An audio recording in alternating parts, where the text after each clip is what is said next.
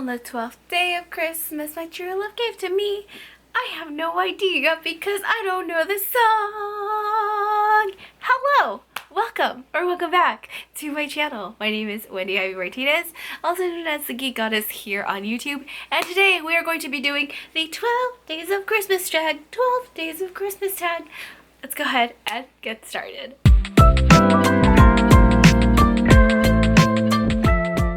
So I actually found this tag online on a blog. I'll link the blog post where I found this down below. So let's go ahead and get started with the very first question. Number one is a partridge in a pear tree, which is, what is your favorite standalone book? So my favorite standalone book, I'm going to give you, I guess, my favorite standalone of all time, and then my favorite standalone of this year, 2023. My very favorite standalone of all time is Eat, Pray, Love by Elizabeth Gilbert. The reason why I'm saying this one specifically is because I've probably read this book like 3 or 4 times, and every time I read it I get something out of it. In this story, it's basically a memoir of a real woman who one day she's up at night and she realizes that she no longer wants to be married, and so she goes on this quest to find herself and find who she truly is, and she gives herself a year and she visits all these amazing places. It's a really good read. I feel like every time I'm in a slump, anytime I need motivation, I need some drive to get back out there and really start to love my life again, I read this book because it's just so impactful in the way that she went after what she truly wanted and was like, you know what, no, this is not going to be my life, and she just completely gave up everything and started anew. It's just very inspiring to read, so I would have to say that one is my favorite standalone of all time. But for 2023, my favorite standalone is probably The Wishing Game by Meg Schaffer.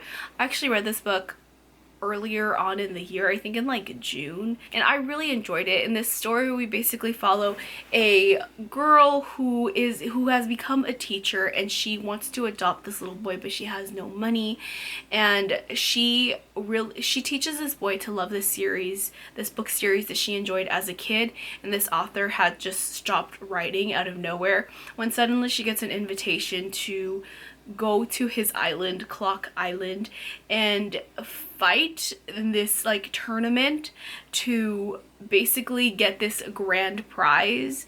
And she goes to this island, and it's beautiful and it's whimsical and magical, and it's just a really good, lighthearted, cozy story. And it was very beautiful. It was honestly a really beautiful, heartwarming tale that I really enjoyed. That typical feel-good, happy ending story that just really hit me perfectly when I read it, and I really enjoyed it a lot. So next is Two Turtle Doves. So your favorite ship. My favorite ship is probably going to be Xaden and Violet. I mean, are we surprised here?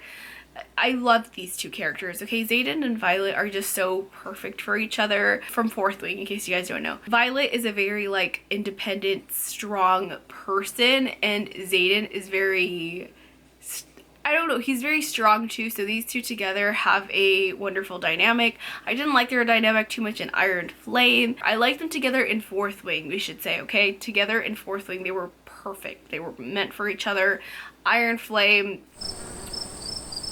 let's just forget that their relationship in Iron Flame, okay? But Fourth Wing, I ship them hard. I ship them hard.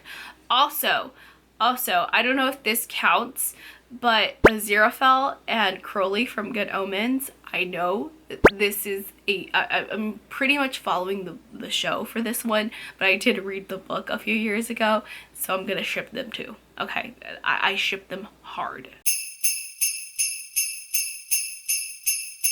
Next is Three French Hens. Favorite trilogy. I haven't read too many trilogies. I really enjoyed the Young Elite series by Mary Lou. I enjoyed that one a lot because I think that was my very first like villain's point of view perspective series that I ever read. However, I didn't read the third one. The Young Elites, we follow, it's a fantasy series by Mary Lou where we follow our main character named Adelina Amoretu. I still remember her name even though it was years ago that I read this. It's been so long. It's been at least like 8 years since I read this series, but I really enjoyed it that much. But we follow her as she finds out she has this like power. She has the power of illusion. She has the power of illusion. She can make you see, feel, hear, sense, touch things that aren't really there, and she can really make you go absolutely insane and even kill you with these illusions. And we see her start off as this protagonist, this hero, and she really wants to be a hero, but she has so much anger, so much revenge, so much hatred in her heart that she ends up turning into a villain, and we just see her descent into villainy, and it was so good. I just loved it so much. Ever since then, I don't think I've read a trilogy. Yeah, not that I can remember. Next, we have 4 Calling Birds' favorite beast or creature. Okay. Dragons. Like, dragons. Hello. Dragons. Yes, dragons are the best. That's it. End of story. Period. Next is 5 golden rings, 1 ring to rule them all. Who is your favorite villain? This one's hard.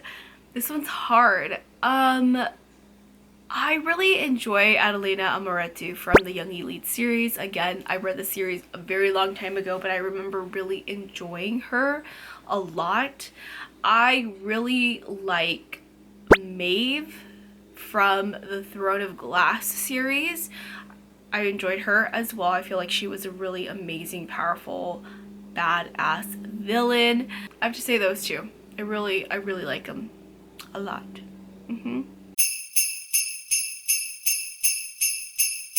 Number 6 is 6 Geese Laying an Egg. What's your least favorite book? So a book that I despised. The Dirty Billionaire trilogy. I read it the beginning of this year. Hated it. I guess billionaire romance is just not my thing. This is following our main character, and she basically signs a contract to become this like famous country singer or something like that. And she signs this contract, and she is like tied to this guy that has like all these scandals, and no matter how bad her rep gets, she still has to be tied to this guy because the production company is like, we're gonna cut you off if you admit that you're not really in a relationship with this guy. And so she ends up going to a bar, and she meets this billionaire, and he ends up marrying her like on the spot or whatever. And it's just their romance, and I hated the main character, I hated the billionaire, I hated the smut, I hated everything in this book. Okay, I did not like it whatsoever. Number 7 is 7 Swans Swimming. Who is your favorite animal sidekick? Ooh, that's a good question. Animal sidekick. I really enjoy Shadow from Emily Wilde's Encyclopedia of Fairies because it's a dog. Okay, it's a dog, and I love dogs. Yeah, I love dogs. So I'm gonna say him.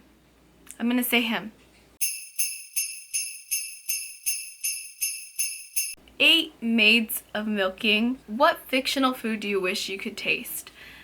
Probably the nectar of the gods from the Percy Jackson and the Olympian series. Everybody talks about like the nectar. I feel like that would be a very interesting thing. Is it a nectar or is it ambrosia? I forgot what it was, but it was one of those. And it just always sounded really good to me. Number 10 is 10 Lords Leaping. What is your favorite movie to book to movie adaptation? So for this one, I'm gonna cheat a little bit because it's not really a movie, it's a series, and that is going to be Good Omens by Neil Gaiman. I love the show, okay? I was obsessed. I literally, my favorite show of all time is Good Omens. I loved it so much. And the story follow Aziraphale and Crowley, who are an angel and a demon, and they are best friends even though they don't want to admit it. And we follow them as they basically have to deliver the Antichrist to the world and begin the end of the world. However, they decide that they don't want the world to end. So the angel tries to raise the Antichrist to be good, and the demon tries to raise him to be bad. And they're like, well, whatever the outcome is, it's out of our hands. We didn't do anything. We can't be blamed by hell or heaven because we didn't do it. We didn't do it, okay? We're just both playing our part. And then when the kid grows up, they find out that they followed the wrong boy, and then they have to go and find the Antichrist before the end of the world starts. And it's so good. The show was spot on to a T to the book so much. I loved the actors that were in it. They were absolutely perfect for their roles. The whole story, it was well thought out, and it was like Neil Gaiman put his say-so into the show, and you can tell that he really put his all into it because it stuck to it so freaking well. I loved it so much. Next we have 11 Pipers Piping, and that 11 Pipers Piping. Peter Piper, Pack-a-Pack-a Pepple, Anyways, this one is going to be favorite book to movie soundtrack adaptation. And for this one, I have to say The School for Good and Evil. Okay, I read this book years ago and I loved the movie.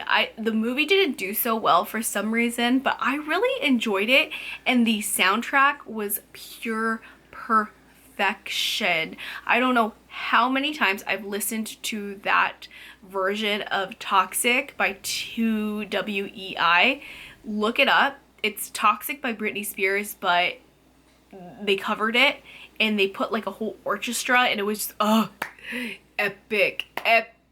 I loved the soundtrack to this movie so freaking much, probably just as much if not more than the actual movie. The soundtrack was just pure perfection, and that's what like amped up the movie for me, was the soundtrack itself. So good, so good. I was absolutely obsessed.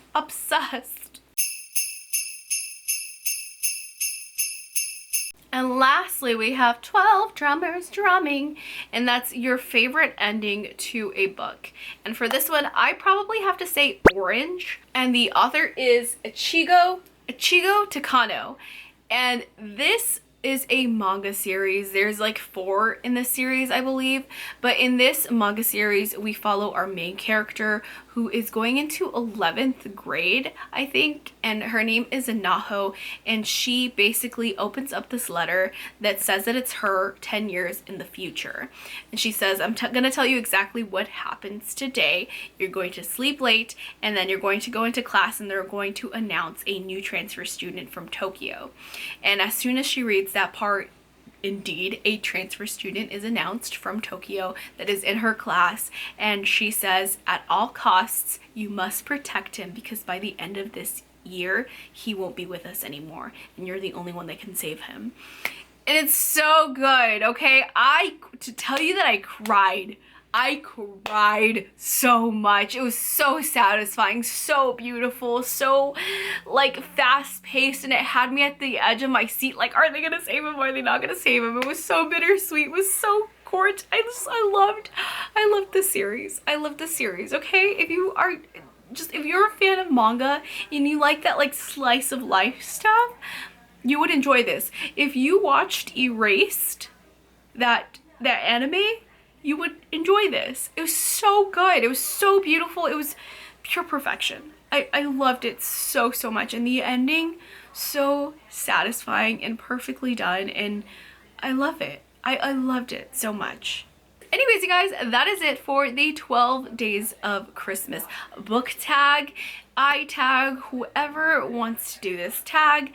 be sure to let me know down in the comments if you guys do this tag on your channel. Put it down below. Just be like, hey, I did the tag too. That way I can go ahead and watch it and comment in there as well and subscribe. Thank you guys so much for watching. If you haven't yet, please hit that subscribe button and turn on that notification bell to be notified when I post. I post twice a week. Also, I will put down my Booktok down below, as well as my Goodreads, so we can follow each other on Goodreads, and also my Amazon wish list, my Amazon book wish list. Anyways, you guys, thank you guys so much for watching, and I will see you in the next video. Bye!